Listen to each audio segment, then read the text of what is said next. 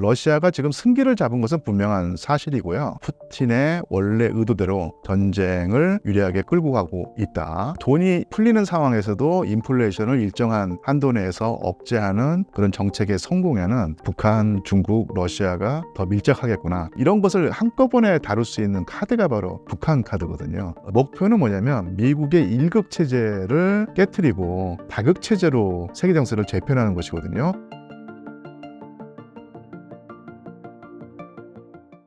안녕하세요. 저는 상명대학교 역사 콘텐츠학과 류한수 교수입니다. 저는 주로 러시아 현대사 그리고 유럽사를 전공하고 있습니다. 러우 전쟁이 일어난 지 꽤 되었는데 현재 상황은 어떤가요? 사실은 2022년 2월에 모든 사람이 이상을 깨고 푸틴 대통령이 러시아군으로 하여금 우크라이나를 전격 침공하게 해서 전쟁이 벌어졌고 벌써 이제 거의 2년 넘어서 3년째에 이르고 있는데요. 그 사이에 많은 변화가 있었지만 최근 한 2개월, 3개월에 북한에서 이 전쟁의 현황을 요약한다면 우크라이나의 가용 병력이 이제는 바닥을 드러내고 있다.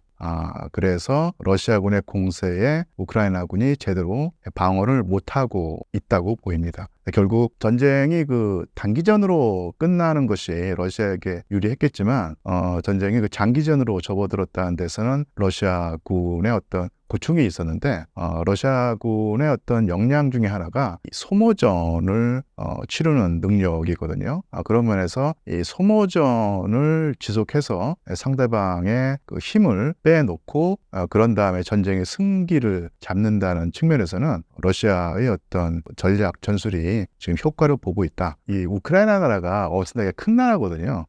이게 어느 정도로 크냐면요.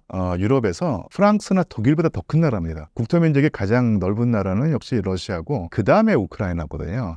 그래서 이게 아마 우리나라가 한반도 크기의 3배, 4배가 될 거예요. 그래서 러시아군이 아무리 강력하다고 하더라도 세계 제2위의 군사력을 가지고 있다고 하더라도 이 우크라이나로 하는 큰 나라를 모두 다 점령한다는 것은 사실 애초에 목표가 아니었고 또 그럴 역량이 없다는 것을 또 러시아 또 스스로 알고 있습니다. 그래서 이 우크라이나를 최대한 어떤 전쟁을 수행할 수 없는 정상적으로 작동하지 못하는 나라로 만든다는 측면이었는데 그래서 주로 우크라이나에서 친러시아계 주민들이 많이 살고 있는 동쪽 영토를 차지했죠. 이 영토에서 더 확장을 해서 나머지 우크라이나 영토를 차지한다는 것은 분명한 러시아군의 목표는 아닌 듯 하고요. 다만 지금 푸틴이 목표하는 바는 협상을 벌이더라도 러시아군이 점령하고 있는 우크라이나 동쪽 영토를 확보하는 것이거든요. 그리고 지금 미국이라든지 서방 국가가 계속 우크라이나를 지원하면서 예전에는 주지 않았었는데 최근에는 이제 장거리 미사일을 주면서 우크라이나를 돕고 있고, 그다음에 장거리 미사일을 줬다는 것은 뭐냐면은 러시아 본토를 공격할 수 있는 어떤 그런 무기이니까 우크라이나 군이 러시아 영토를 직접 타격할 수 있는 어떤 그런 상황이 된다는 것인데, 그게 모스크바라든지 이런 상트페테르부르크 같은 러시아 내륙 쪽은 아니고요. 이 전쟁이 벌어지고 있는 접경 지역이거든요.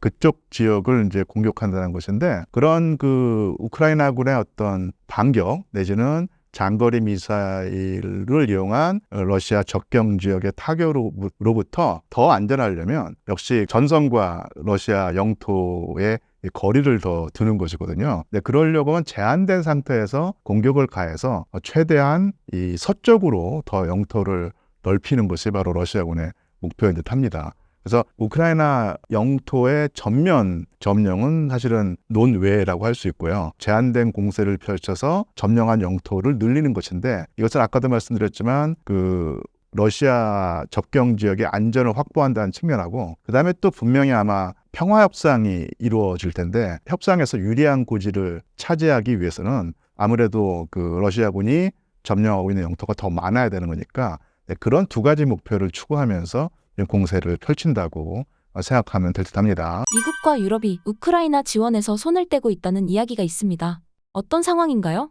저는 뭐 사실 이런 비유를 주고 싶은데요. 전쟁 초기에, 그러니까 전쟁이 일어나기 전에 그 미국으로서는 러시아가 우크라이나를 공격해서 그 수렁에 빠져서 허우적대는 어떤 그런 상황을 염두에 두고 러시아에게 경제 제재를 가하고 우크라이나를 전폭적으로 지지했죠. 이게 바로 이제 그 곰덫을 놨다고 표현할 수 있을 것 같아요. 그러니까 러시아라는 나라가 이제 곰에 주로 비유가 되는데 그 러시아라는 큰 곰을 잡으려고 거대한 덫을 놨는데 거기에 이제 러시아라고 하는 곰이 걸려든 겁니다. 곰 덫에 물렸는데 덫에 물렸으니 러시아라는 곰이 결국은 쓰러질 줄 알았었는데 생각 밖으로 그러니까 미국이 예상한 것보다 러시아의 기초 체력이 강했던 거예요. 그래서 곰 덫에 물린 상황에서 쓰러지지 않고 계속 버티면서 전쟁을 장기전으로 치러왔고요. 그러면서 그 미국도 예상이 틀린 것이죠. 그래서 그 미국 내의 그 여론이 전쟁 초기에는 우크라이나를 도와주자고 하는 여론이 강했었는데 점점 그런 여론이 그 줄어들면서 지금은 그래서 우리가 왜 그 괜히 끼어들어서 우리 미국의 에너지를 소모해야 되느냐 이런 의견이 강하고요. 더더군다나 지금 트럼프는 확실히 그런 입장이죠. 그래서 제가 볼 때는 그 지금 현재의 그 미국 그 바이든 행정부는 우크라이나를 계속 지원하긴 하되 우크라이나가 더 승기를 잡고 역전을 해서 러시아군을 밀어버리고 전쟁에서 승리하게 만든다 이런 목표는 가지고 있지 않고요. 우크라이나군이 급격하게 붕괴하는 상황을 막자는데 목적이 있는 것 같습니다. 그래서 벌써 그 미국의 대통령 선거가 4개월인가 5개월 뒤라고 하는데요. 바이든 행정부로서는 그 동안까지는 우크라이나군이 쓰러지지 않게 버틸 수 있게 해주는 나는 차원에서 지원을 한다고 보입니다. 그래서 만약에 그 우크라이나군이 급격하게 붕괴해버리면 바이든의 그 대외 정책이 파탄에 이르렀다는 것이 드러나게 될 것이고 트럼프 후보가 엄청나게 이제 물고 늘어지겠죠. 그러면 다음 대통령 그 재선에 실패를 하게 될 텐데 그런 상황을 막기 위해서 우크라이나를 지원한다고 보입니다. 반면에 그 영국이라든지 프랑스라든지 독일 같은 경우도 미국과 보조를 맞춰서 그래서 우크라이나를 지원해 왔었는데 거기도 그 국내 여론이 별로 여의치가 않고요. 최근에 그 유럽 국가에서 극우 세력이라고 하나요? 반이민, 반환경 이쪽 기치를 내건 정당들이 득세를 하고 있는데 이런 사정도 현재의 그 유럽 각국이 우크라이나를 전폭적으로 지지하는데 상당히 걸림돌로 작용할 가능성이 큽니다. 러우 전쟁 앞으로 어떻게 끝나게 될까요? 전쟁이 그 단기전으로 끝나는 것은 이미 물 건너간 얘기고 장기전으로 펼쳐져 왔는데요. 우리나라 언론에서는 지난 뭐 한 2년 동안의 그 신문 보도를 살펴보면 러시아군이 얼마나 허술한가, 그리고 러시아 어떤 경제가 상당히 문제가 있다 식으로 해서 마치 전쟁을 장기적으로 수행하는데 엄청난 문제가 있다 식으로 보도를 해왔는데 제가 볼 때는 상당히 좀 과장된 보도였다고 보입니다. 그러니까 물론 그 전쟁을 일으킨 러시아의 책임이 있다는 것은 분명한 사실이고 그래서 그 러시아의 안 좋은 감정을 가질 수 있는 것은 뭐 충분히 우리가 그 이해할 수 있는 일인데 그렇다고 해서 이 객관적인 판단에까지 그런 감정적인 어떤 요소가 그 영향을 미쳐서는 안 되죠. 우리나라 같은 경우는 그야말로 냉철한 시각으로 이 국제 정세를 판단해야 될 텐데 러시아가 지금 승기를 잡은 것은 분명한 사실이고요. 문제는 러시아의 승리로 이제는 그 러시아가 우세를 점하면서 전쟁이 그 매듭 지어질 텐데 그 시기가 언제냐, 비교적 빠른 시기에 전쟁이 끝나느냐 아니면 좀 더 오래 끊느냐 하는 문제인데 저보다 더 이 국제정세의 전문적인 지식을 가진 분들의 예상은 앞으로 한 1년 반 정도 뒤에는 어떤 형태로든 간에 매듭이 지어질 것이다. 그것은 이제 그 협상을 통해서 결정이 될 텐데 그런 식으로 어떤 그 협상을 통해서 결국은 휴전이나 종전이 이루어지는 그리고 그 세력 관계가 재평성되는 시기를 앞으로 향후 한 1년, 1년 반 정도로 보고 하더라고요. 국제 정치적으로 러우 전쟁이 가지는 의미는 무엇일까요? 푸틴이라고 하는 정치가가 호랑이 등에 올라탔다. 우리가 흔히 그 기호지사라고 하는 표현을 쓰지 않습니까? 호랑이 등에 올라타서 내릴 수도 없고 계속 달릴 수도 없고 하는 어려운 상황인데 푸틴 대통령이 난처한 입장을 표현했지만 결국 이거는 결과겠죠. 전쟁에서 이기게 되면 엄청난 이득을 얻게 되고 지게 되면은 푸틴 대통령의 정치 권력은 한순간에 그 허물어질 수 있는 상황이었거든요. 그런 면에서 푸틴 대통령은 엄청난 도박을 한 셈인데 그 과정이 어쨌든 간에 지금 나타나는 결과만 놓고 보면 푸틴의 원래 의도대로 전쟁을 유리하게 끌고 가고 있다. 그럼 전쟁을 일으킨 푸틴의 목표가 뭐였을까 생각할 때 아주 크게 보면 푸틴 대통령의 목표는 미국의 일극 체제를 깨트리고 다극 체제로 편성하는 것이었어요. 그러니까 미국이 지금까지 그 1991년에 소비에트 연방이 해체된 이후로 거의 30년 동안 미국이 도전받지 않는 최고의 패권 국가로서 세계 정세를 요리해 왔었는데 이런 체제에 가장 큰 불만을 가진 사람이 바로 푸틴 대통령이었습니다. 푸틴 대통령의 그 표현에 따르자면 이 세계가 민주적이지 않다. 왜냐하면 미국이 모든 어떤 패권을 독점하기 때문이다. 그래서 세계 민주주의를 위해서는 그런 일극 체제가 무너지고 이 다극 체제로 가야 된다라고 하는 그 주장을 했었는데 그런 식으로 흘러간다고 보입니다. 물론 그 러시아의 역량상 미국을 그 대체해서 미국을 밀어내고 자기가 그 자리에 서는 것은 이제 불가능하다는 사실을 아마 잘 알고 있을 거예요. 단지 미국을 정상에서 끌어내리고 그리고 중국이라든지 러시아라든지 아니면 또 다른 여러 나라들과 함께 세계의 그 정세를 분점한다고 할까요? 이런 체제를 만든다는 그 원대한 그 그림에서는 이 전쟁이 그런 푸틴의 원대한 그림에 이바지한다고 보입니다. 경제적인 측면에서 러시아가 전쟁을 일으킨 진짜 목적과 이득은 무엇일까요? 푸틴이 전쟁을 일으킨 목적에는 뭐 경제적인 이득 같은 건 없다고 보입니다. 훨씬 더 지정학적인 판단이라든지 아니면은 그 정세적인 판단 그리고 우크라이나에 있는 러시아계 주민들이 우크라이나 중앙정부로부터 받는 각종 불이익에 따른 내전 상황을 어떻게든 해결하려고 하는 그런 측면이 강했었는데요. 우리가 이제 이 전쟁을 그 경제적인 측면에서 볼 때 가장 이제 궁금하고 놀라웠던 사실이 바로 그거죠. 전쟁을 일으켰을 때 미국이 주도해서 특히 이제 나토 국가라든지 유럽연합 국가 그리고 또 동북아시아에 있는 그 미국과 우호적인 국가들의 어떤 보조를 맞춰서 엄청난 경제 제재를 가했지 않습니까? 그래서 뭐 숫자만 따지고 보자면 2022년 이후로 가장 많은 경제 제재를 받고 있는 나라가 이란도 아니고 북한도 아니고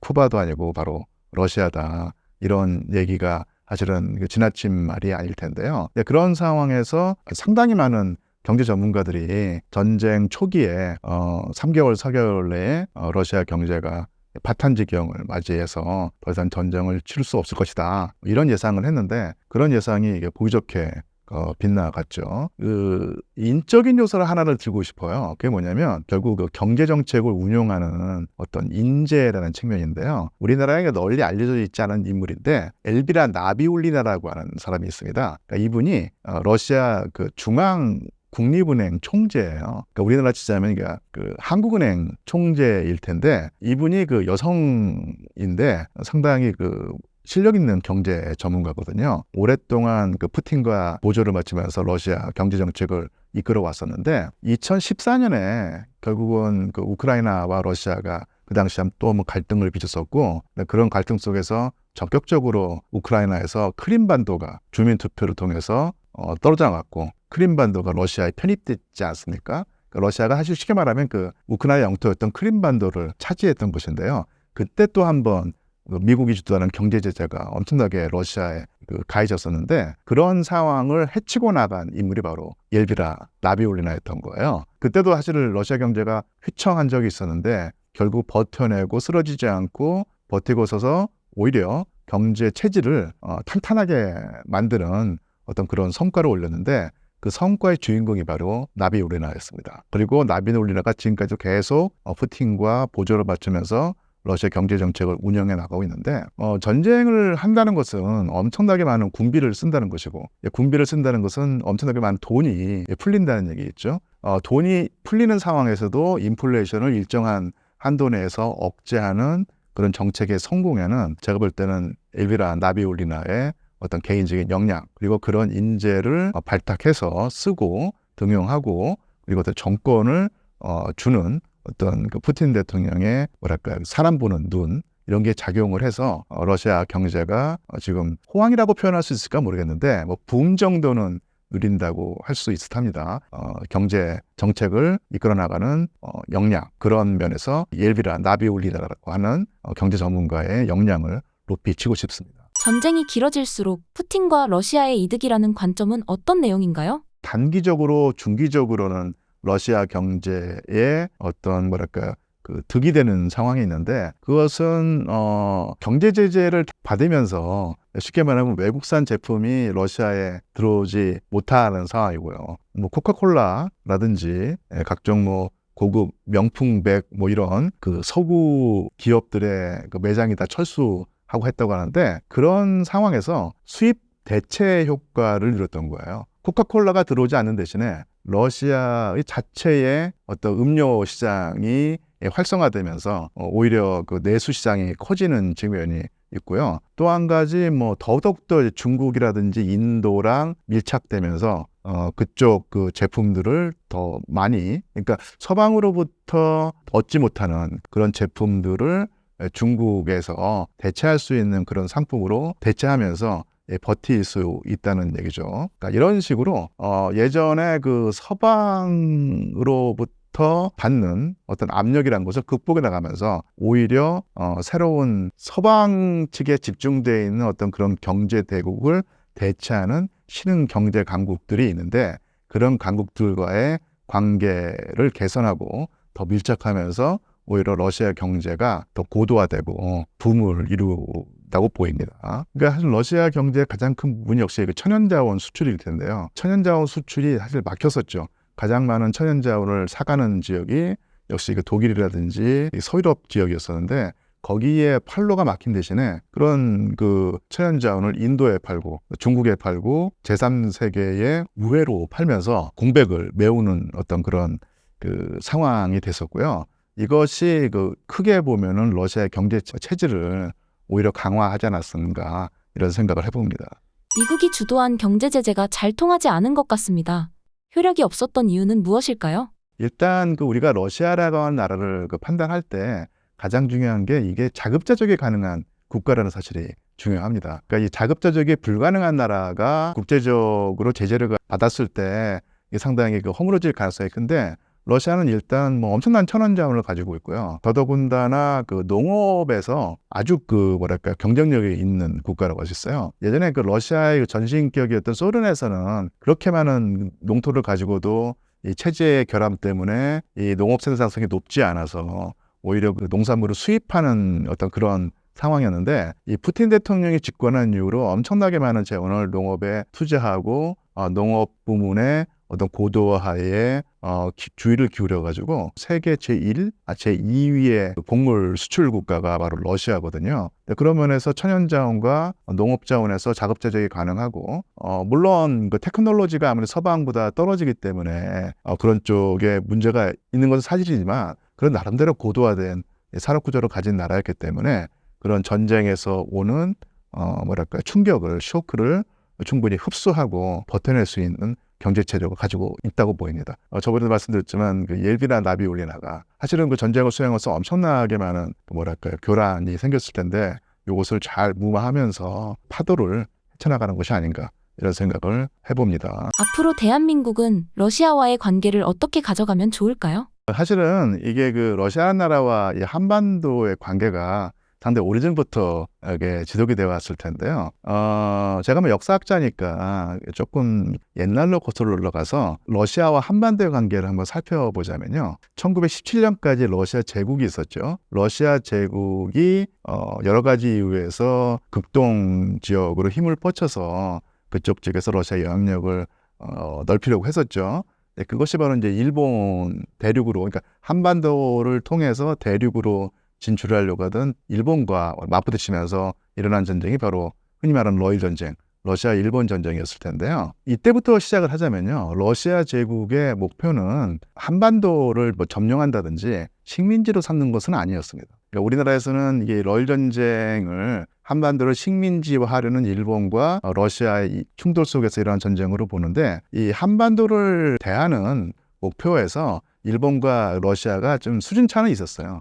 일본은 반드시 한반도를 식민지로 삼으려고 했던 것이고, 러시아의 기본적인 입장은요, 한반도에 친러시아적인 정부가 들어서면 제일 좋고, 그것이 불가능하다면 중립적인 정부만 들어서면 자기네들은 괜찮다, 이런 입장이었거든요. 그래서 이런 입장은 사실은 그 소련 때도 계속 지속이 됩니다. 러시아 제국이 무너진 뒤에 공산주의를 표방하는 소련이 그 자리에 들어서서 소련도 이제 한반도와 관계를 맺게 되는데, 소련의 입장도 러시아 제국의 입장을 그대로 받아들인 거예요. 한반도에 친소적인 정부가 들어서면 제일 좋고, 그것이 좀 힘들다고 하면 중립적인 국가 정부만 들어서 된다, 이런 입장이었거든요. 제가 이런 말씀드리면 그 한국 전쟁 일으킨 것이 소련인데 무슨 헛소리냐, 이렇게 말씀하시는 분이 있을 텐데, 한번 그 현미경으로 한번 잘 들여다보면요, 한국 전쟁을 일으키려고 했던 정치가는 아직 스탈린이 아니라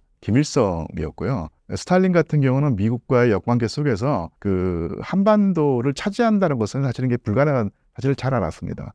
그러면서 되도록이면은 중립적인 입장을 취하거나 아니면 세력 균형을 이루기를 바랬던 것이거든요.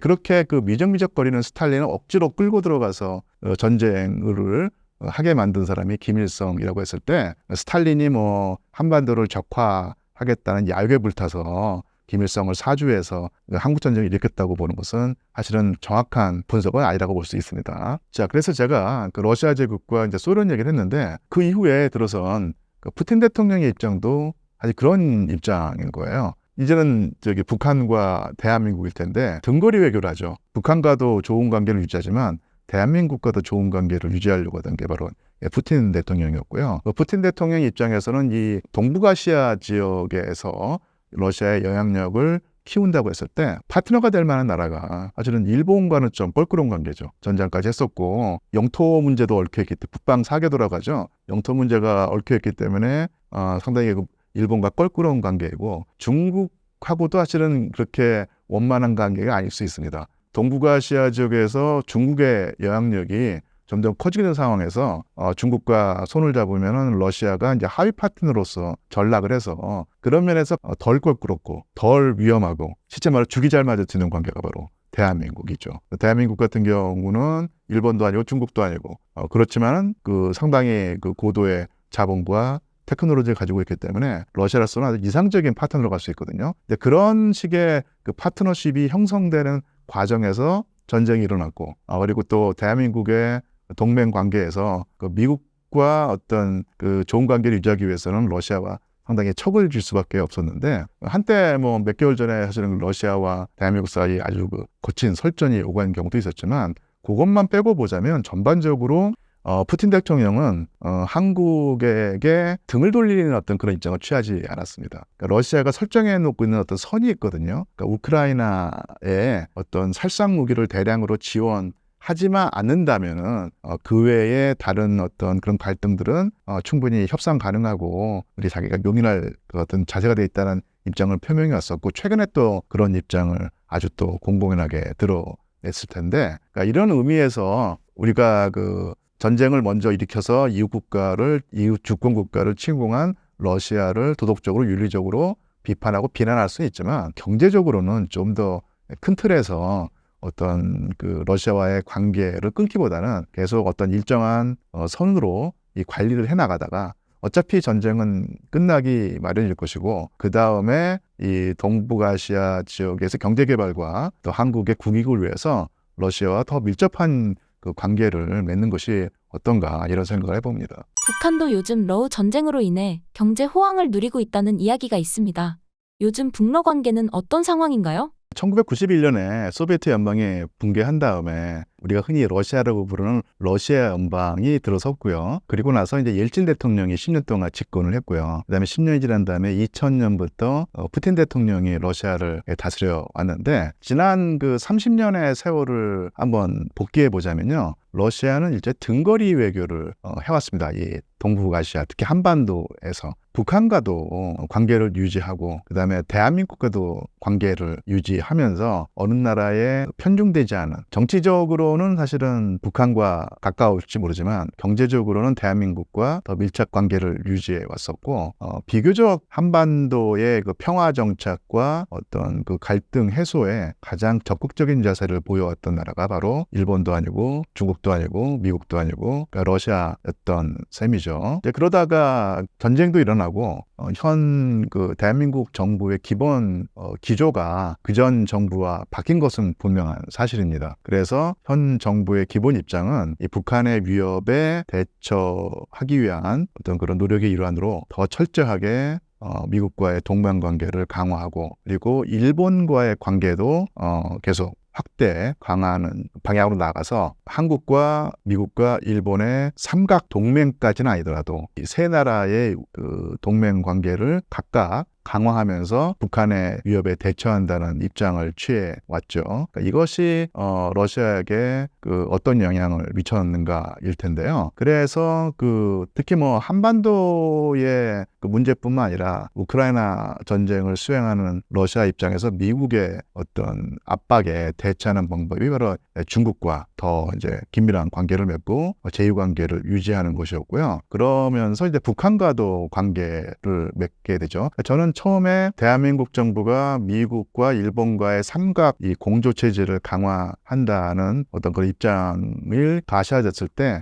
북중러가 북한, 중국, 러시아가 더 밀착하겠구나 예상을 했습니다. 그것은 뭐냐면 이제 국제 관계도 일종의 물리학과 비슷해가지고 이 작용이 있으면 반작용이 있기 마련이거든요. 그래서 한미일 공조가 강화되면 강화될수록 그에 대한 반작용으로 북한, 중국, 러시아가 그전보다 훨씬 더 이제 밀착할 것 같은 느낌이 들었다는 얘기인데 그것이 사실은 실제 이렇게 그 실현되는 측면이 있었는데요. 그런데 거기서 조금 더 우리가 그 자세히 들여다보면은 이 결속력 면에서 차이점은 있는 것은 분명하다고 보입니다. 한국, 일본, 미국의 결속력에 비해서 중국, 러시아, 북한의 관계가 그런 그 밀착도가 떨어지는 것은 분명한 사실이에요. 그런 의미에서 아주 우리가 그 생각하는 것처럼 옛날 냉전 시대로 회귀하는 것이 아닌가 뭐 이런 그 식의 예상도 있는데 그렇게까지 가지는 않을 것 같고요. 왜냐하면 이 결속력에서 차이가 있는 것은 분명한 사실이고 또 하나가 과거 냉전에서의 어떤 그런 그 대립이 이념에 따른 대립이었기 때문에 어떤 타협의 여지가 없었던 데 반해서 지금의 그 대립은 그런 것보다는 이게 결국은 이제 경제적인 실리 이런 것 때문에 이루어지는 것이기 때문에 예전과 같은 강도로 아주 대립하고 그럴 것 같지는 않습니다. 최근에 푸틴 대통령이 북한을 예전에 그 6개월 전인가요? 김정은을 러시아에 초빙을 했었고 답방 형태로 지금 북한에 방문을 했는데 이것을 좀 들여다보면 상당히 그 러시아가 이 얼마만큼 그러니까 동북아시아 지역을 그 중시하는가 이것을 보인다는 얘기죠.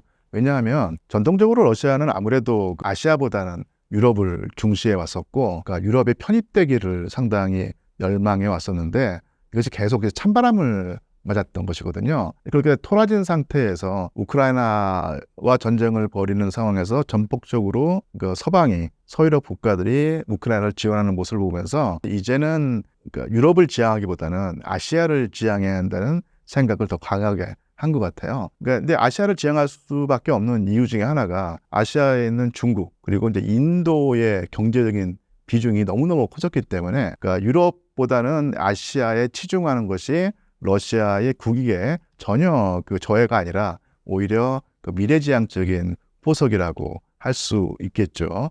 그런 의미에서 북한도 방문하고 그다음에 북한을 방문한 다음에 곧바로 또 베트남까지 간다고 하는데 이렇게 되면 동아시아에 얼마나 푸틴이 치중하고 있는가가 보일 것이고요.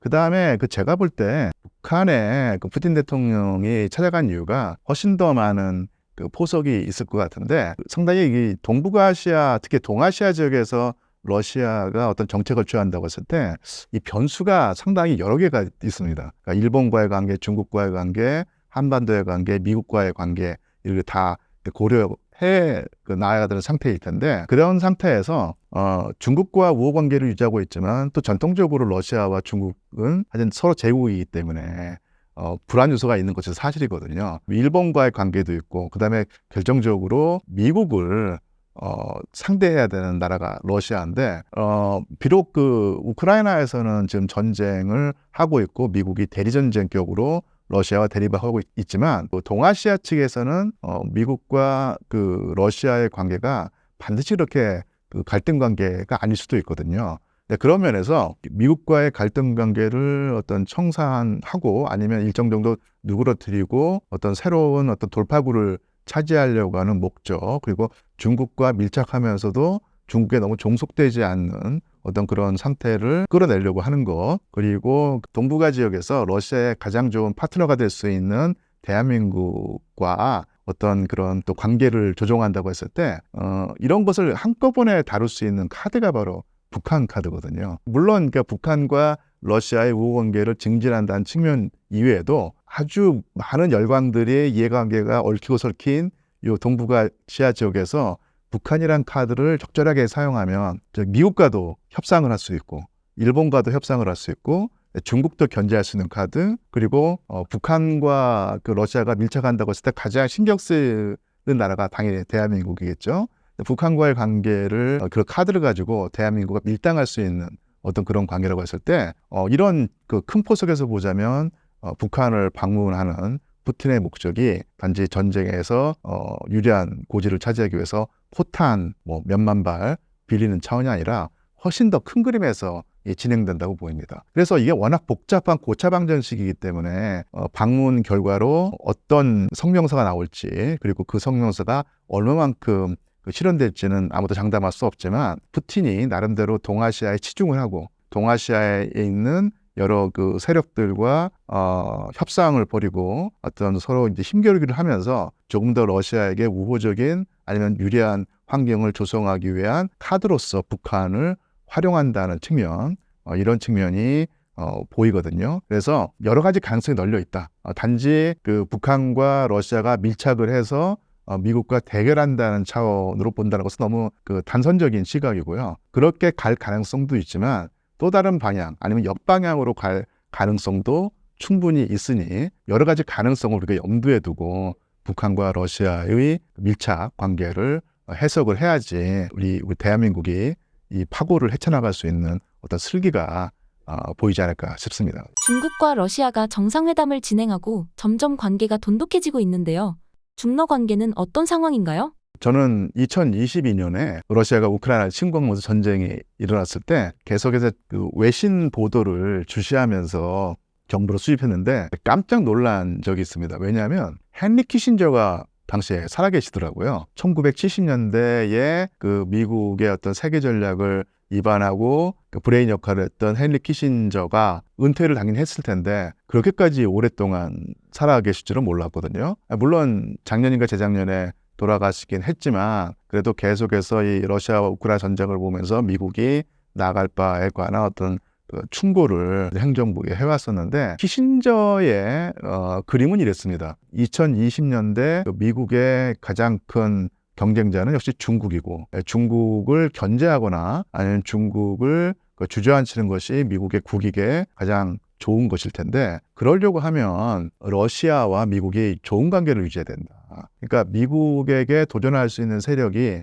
유럽에는 러시아고 아시아에는 이제 중국일 텐데 이 두 나라가 서로 제휴하게 되는 것은 미국에게 악몽 그 자체다. 그래서 이 둘을 분리해야 한다고 보는 거예요. 그래서 중국을 그 상대하기 위해서라도 러시아가 유럽에서 요구하는 바, 유럽에 존재하는 러시아의 세력권을 인정해달라고 하는 러시아의 요구에 미국이 우호적이거나 아니면 저항적인 자세를 취해서 러시아를 그 적으로 만들면 안 된다. 이런 어드바이스를 계속 했었거든요. 그리고 시카고 대학의 존 미어샤이머라고 하는 국제 정치 전문가가 있는데 그 미어샤이머 교수도 사실은 헨리 키신저와 똑같은 얘기를 했습니다. 우크라이나 전쟁으로 러시아와 중국이 밀착할 가능성이 있으니 그러한 가능성을 없애기 위해서는 헨리 키신저의 말대로 그 러시아를 미국이 너무 적대시하면 안 된다. 이런 요구를 했었는데 행정부는 여러 가지 또 이유에서 그 헨리 키신저와 미어샤이머 교수의 보관을 받아들이지 않고 자체 논리라든지 아니면 미국 내 강경 세력의 어떤 노선에 따라서 이 러시아를 계속 압박하는 자세를 취했었죠. 당연히 러시아는 활로를 모색하고자 중국과 더 우호 관계를 그러니까 맺어왔고 더더욱더 이제 그 밀착도가 강화되는데 우크라이나 전쟁과 그 중국 러시아의 관계가 이런 구도 속에서 그려지는 듯하고요. 하지만 그렇다고 해서 중국과 러시아가 그렇게까지 예를 들면 일본과 미국처럼 밀착 관계가 되는 것은 사실 어려워 보입니다. 사실은 그 미국과 일본은 아무리 둘 다 경제 강국이지만 어떤 힘의 차이가 있기 때문에 형님과 아우의 관계가 유지가 되는데 중국과 러시아는 그런 관계는 분명히 아니거든요. 두 나라 다 제국이었었고 살짝 지금은 당연히 그 러시아가 뒤처진 것은 사실이지만 그렇다고 해서 그 러시아가 중국의 패권을 그대로 받아들이기에는 덩치가 큰 나라죠. 더더군다나 19세기에 러시아 제국이 이 동북아시아를 진출하면서 얻었던 가장 큰 이득이 뭐냐면 이 연해주 지역을 청나라로부터 얻어낸 것이거든요. 근데 만약에 오늘날 러시아 입장에서 러시아와 중국이 서로 우호 관계를 유지하고 밀착하는 것은 나름대로 나쁘지 않은데 이게 너무 진전이 돼서 중국 경제에 밀려서 러시아가 하위 파트너가 된다고 하면 미세한 힘의 어떤 차이가 종속 관계라든지 아니면 큰형님 중국, 그다음에 아우 러시아가 되면 최소한 이 동아시아 지역에서요. 그렇게 되면은 어느 순간에 중국이 예전에 우리 청나라가 너에게 넘겼던 연해주를 돌려달라 이런 식의 요구까지 할 수 있는 상황이거든요. 물론 이제 뭐 영토를 돌려받는다기보다는 이 동북아시아 지역 전체가 중국의 아주 압도적인 세력권으로 편입되는 상황이 러시아로서는 아주 반갑지 않은 것이죠. 그러니까 왜 그 러시아가 이 동아시아에 공을 들이냐면은 이 아시아 지역의 경제 단위가 커진 측면도 있고요. 또한 우리가 흔히 하는 얘기가 21세기는 환태평양의 시대다 이런 말을 할 텐데 이 태평양으로 진출하는 것이 러시아에게도 중요합니다. 그러려고 하면은 이 동북아시아 지역 특히 연해주 지역이 중요한데 이 연해주 지역을 지킨다는 것이 중국과의 관계에서 사실은 이게 만만한 일이 아니거든요. 그런 면에서 크게 보면은 러시아와 중국이 미국에 대항하면서 손을 맞잡았지만 서로 손을 맞잡은 어떤 그 강도가 그렇게까지 굳건하지는 않다. 일정한 갈등 요소가 있을 것이고 이런 요소를 아마 미국이 노리고 비집고 들어올 때 계속 이 관계가 유지가 될 것인가, 중국과 러시아의 관계가, 우호 관계가 좀 더 지켜봐야 될 상황 같습니다. 얼마나 실현성 있는 시나리오인가는 모르겠는데요. 어떤 분들은 이런 시나리오를 그리고 있더라고요. 지금 그 미국이 우크라이나를 돕고 있는데 우크라이나에서 어떤 일정 정도 이제 출구 전략을 모색해야 될 때가 있거든요. 그런 면에서 푸틴 대통령은 우크라이나에서 미국이 손을 떼고 러시아의 승리를 용인해주는 그런 상황을 얻어내고 싶은데 그러려면 뭔가 미국의 반대급부로 줘야 될 것이 있거든요. 그것은 뭐냐면 동아시아 지역에서 미국이 계속 중국을 견제하고 있고 지금 전쟁 때문에 중국의 입장에 러시아가 뒷받침을 하고 있는 형세인데 어느 순간에 중국을 견제하는 미국의 움직임에 러시아가 동참할 수 있는 거예요. 그런 가능성을 두면서 북한도 방문하고 베트남도 방문을 하고 중국이 상당히 신경을 곤두세우고 있다고 했거든요. 그래서 상당히 유동적인 상황입니다. 그래서 이 우크라이나 사태와 이 동아시아 사태가 긴밀하게 연계돼 있고 어느 순간에 중국, 미국, 러시아의 관계가 어떤 식으로 재편될지 섣불리 예단할 수 없는 것이죠. 이 세 나라가 다 제국이었기 때문에 제국이란 어떤 체제는 정말로 이권을 놓고 엄청나게 격렬하게 싸우는 순간에도 뒤에서는 다 협상에 끈을 놓지 않고 타협의 절충의 어떤 그런 카드를 이렇게 쓰는 것이기 때문에 우리가 겉으로 드러나는 어떤 이런 모습에 현혹되어서 이런 동북아시아의 유동성을 과소평가하면 안 될 것이고요. 우리가 보통 그 이극 체제는 우리가 분석하기 편하죠. 중국과 미국 아니면 그 미국과 러시아라는 이 두 축이 충돌한다고 했을 때는 우리가 앞날을 예측하기 쉬운데 이게 그 세 개의 축이 있으면 정말 골치 아파지죠. 최근에 삼체라고 하는 드라마가 있듯이 이게 그 어떤 움직임이 세 개가 됐을 때 이게 정말로 예측하기가 어려워진다는데 아마 이 동북아시아 지역에서는 그 삼체에 해당하는 것이 바로 중국, 미국, 러시아일 텐데 이 관계가 그렇게까지 단순하지 않습니다. 정말로 복잡하기 때문에 우리가 주시해야 될 필요가 있는 것이죠. 푸틴은 국제사회에서 많은 비난을 받고 있지만 자국민에게는 높은 지지율을 얻고 있습니다. 푸틴은 어떤 인물이길래 이런 엇갈리는 평가를 받고 있을까요? 저는 이제 개인적인 어떤 에피소드로 시작을 하고 싶은데요. 제가 박사학위를 영국에서 했거든요. 영국에서 박사학위를 마치고 2004년도에 대한민국에 돌아와서 그때 이제 시간 강사로 여러 대학에 출강을 했었는데요. 그때 그래서 이제 정말로 오랜만에 그 한국 대학생들과 이제 만날 기회가 많이 있었는데, 그때 제가 깜짝 놀랐던 것이 뭐냐면 2004년도, 2005년도에 한국 대학생들 사이에서 그렇게 푸틴의 인기가 높은 거예요. 아마 지금은 그런 상황을 상상하기 어려울 텐데 2004년, 2005년도에 그 대학생이었던 분들이 한번 기억을 되살려 보면 그 당시에 유행했던 말이 푸간지란 말이 있습니다. 그때 이제 간지난다고 하는 그 일본어 표현이 그때 유행을 했었는데 푸틴 간지난다고 해가지고 푸간지라고 하는 표현이 나왔던 거예요. 그만큼 그 당시에 그 푸틴은 상당히 그 뭐랄까 신선하다고 할까? 아니면 그 국제 무대에서 젊은 사람이 등장을 했는데 젊은 나이에 그 걸맞지 않게 엄청나게 다이나믹한 모습을 보이고 어떤 그 노련한 자세를 취하면서 러시아의 또 국익을 강화하는 모습이 당시 대학생들에게 상당히 호소력이 있게 다가갔던 모양인데 2004년도니까 벌써 지금 20년 전일 텐데 20년이 흐르고 난 지금은 어쨌든 간에 주권 국가인 이웃 나라를 무력으로 침공하면서 도덕적인 윤리적인 지탄을 받고 있습니다.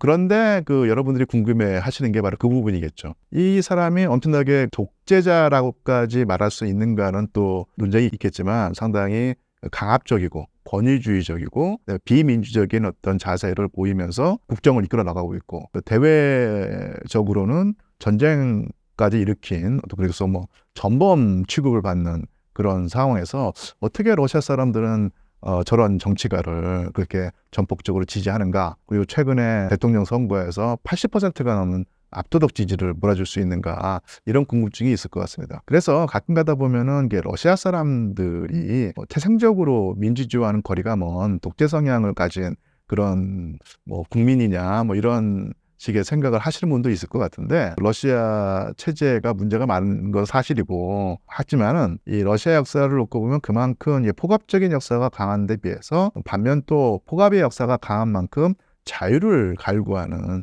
어떤 그런 움직임도 상당히 강했었거든요. 그래서 혁명도 일어났던 것이고 하는 것일 텐데 러시아 사람들의 뭐 유전자가 달라서 그런 독재자라든지 아니면 권위주의적인 정치가를 압도적으로 지지하는 것은 아니고 나름대로의 사정이 있는 것이죠. 한번 그 복기를 해보면요. 1991년도에 소비에트 연방이 해체되고 이 기존 체제가 무너진 상태 그리고 사회주의 체제에서 자본주의로 급속히 이행하는 과정에서 엄청난 부하가 체제에 가해졌고 완전히 체제가 거덜나 버렸던 거예요. 그래서 소비에트 체제 내에서 그 풍족하게 살지는 못해도 그래도 구걸하는 사람 없이 고만고만하게 안정된 삶을 유지하던 러시아 국민들의 삶이 일거에 파탄이 난 것이거든요. 그래서 저는 이제 1990년대에 러시아에서 체류하면서 쓰레기통을 뒤져서 어렵게 살아가는 사람까지 봤어요.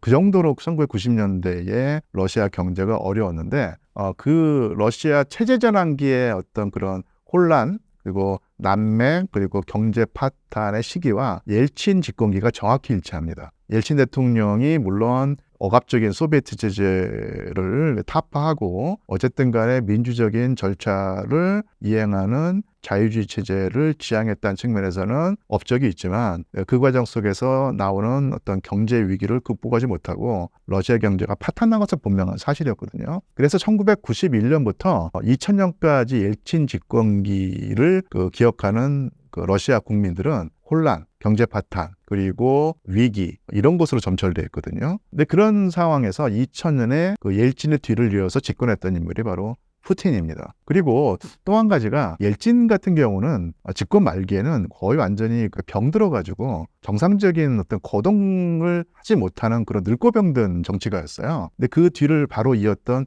푸틴 같은 경우는 당시 나이가 40대의 젊은 정치가였고요. 그리고 처음에는 2000년에 대통령이 됐을 때 경력이 아직 충분치 않기 때문에 과연 이 복잡한 나라를 제대로 이끌어 나갈 것인가 하는 회의적인 시각도 있었던 건 사실인데 대통령이 올라가니까 엄청나게 다이나믹한 모습을 보이면서 활기차게 러시아를 이끌어 나갔던 거예요. 그래서 일단 파탄지경이 된 러시아 사회체제와 경제체제를 최소한 정상으로 돌려서 질서를 유지했고요. 그리고 옐진 시대 때 그 난립하고 무소불위의 힘을 발휘했던 집단이 있습니다. 바로 이제 우리가 흔히 올리가르히라고 부르는 신흥 재벌들이죠. 그러니까 이 재벌들은 사실은 그 경제 혼란기를 틈타가지고 엄청난 부를 모았는데 그 부를 가지고 러시아 경제를 요리하면서 그 자본을 불려왔던 거예요. 그리고 정치가들에게 뒷돈을 대주면서 자기들의 이권을 챙겼고 어느 순간에는 정치 권력까지도 좌지우지할 정도로 그런 무소불위의 힘이 됐었는데 집권하자마자 이 올리가르히를 길들이기 시작한 사람이 바로 푸틴입니다.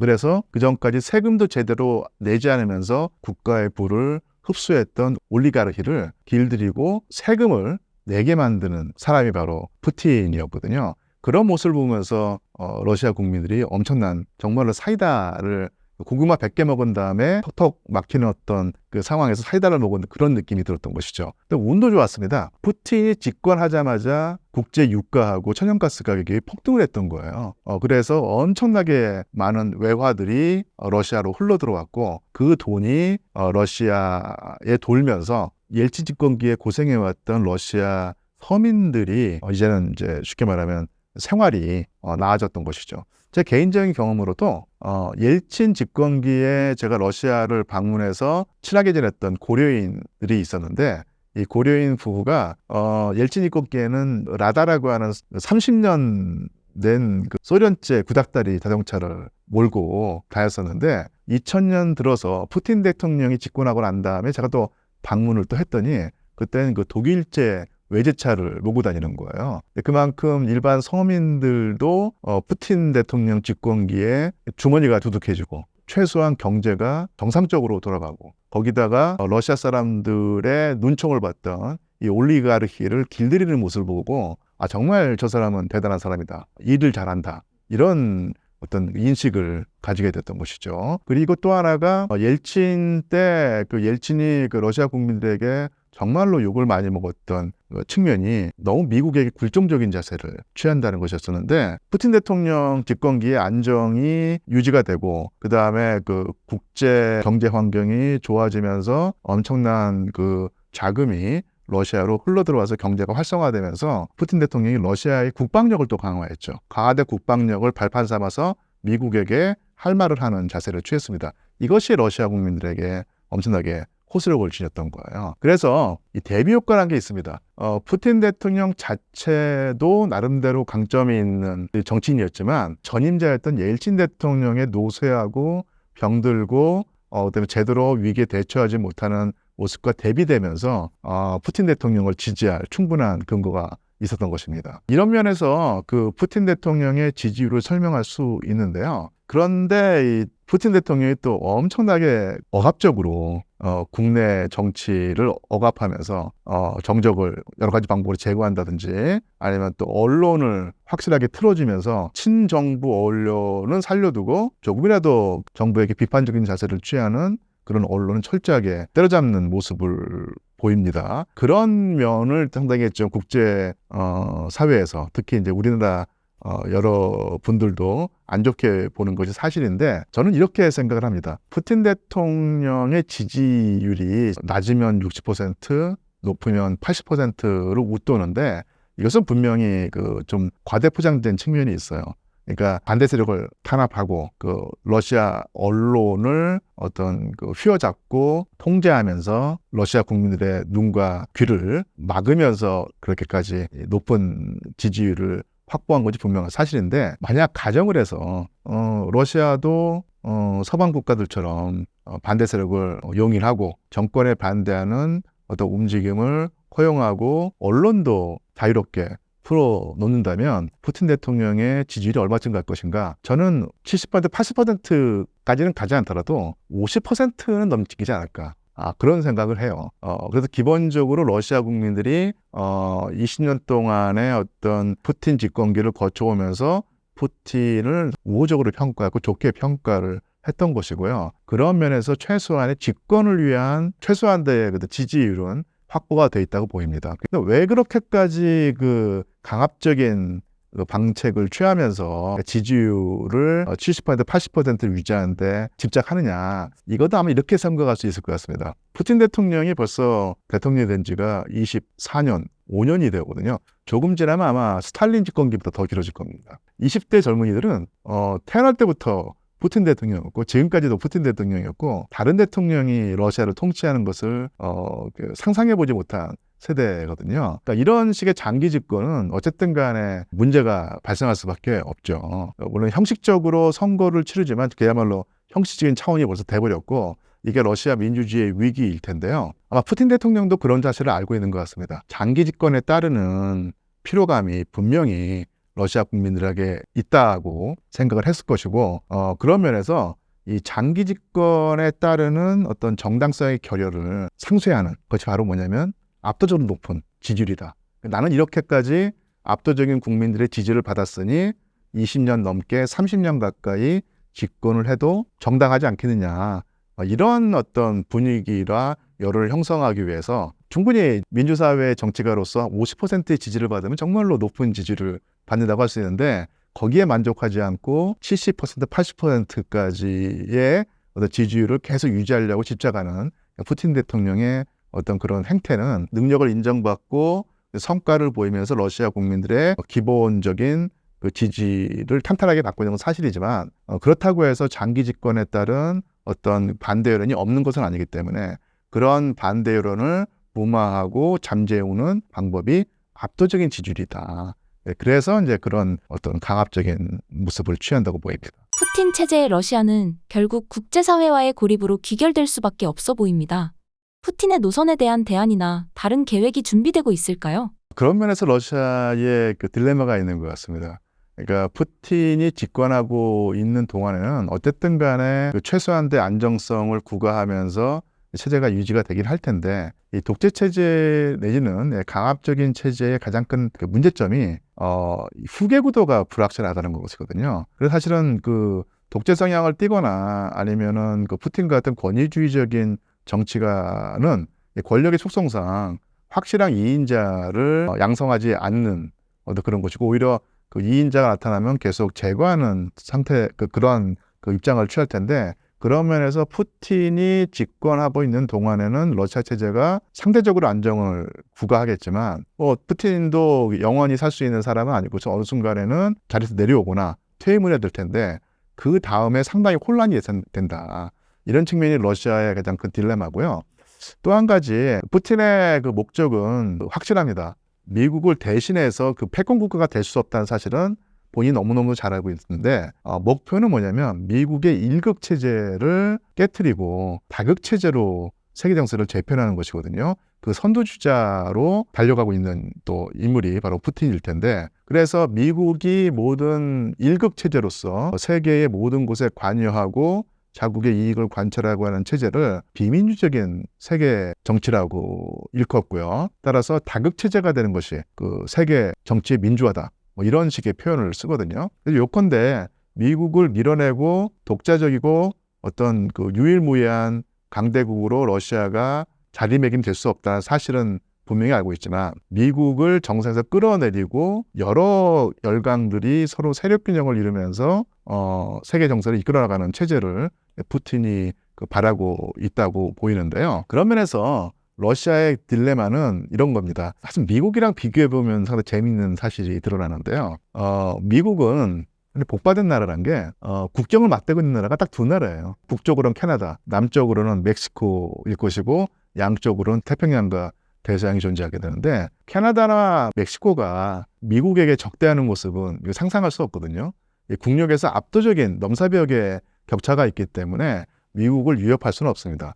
반면에 러시아는 미국보다 훨씬 더 넓은 영토를 가지고 있고 긴 국경선을 가지고 있는데 주변을 둘러싸고 있는 나라들이 너무너무 많아요. 그래서 관리해야 될 대상이 무지무지 많다는 얘기입니다. 더더군다나 그 관리해야 될 대상이 몽골이라든지 뭐 중앙아시아 스탄공화국뿐만 아니라 중국도 있고요. 일본도 있고 복잡하게 짝이 없는 한반도도 있고 서쪽으로 가면은 뭐 폴란드라든지 스웨덴 이런 식으로 다 막강한 서구 열강들이 있거든요. 이런 나라들을 관리하고 아니면 최소한 그 러시아의 그 안위를 확보한다는 것이 이게 어마어마한 과제거든요. 그런 면에서 그 러시아가 안고 있는 딜레마가 이 넓은 국토를 가진 대신에 그 많은 주변 국가들을 관리해야 한다는 어떤 부담감, 압박감이 존재하고, 또 하나가 그 패권 국가는 아니더라도 미국과 함께 세계를 이끌어갈 수 있는 어떤 그런 열강의 자리에 가기 위해서는 이념이라는 게 있어야 됩니다. 그러니까 미국 같은 경우는 자유와 인권이라고 하는 이념이 있는데,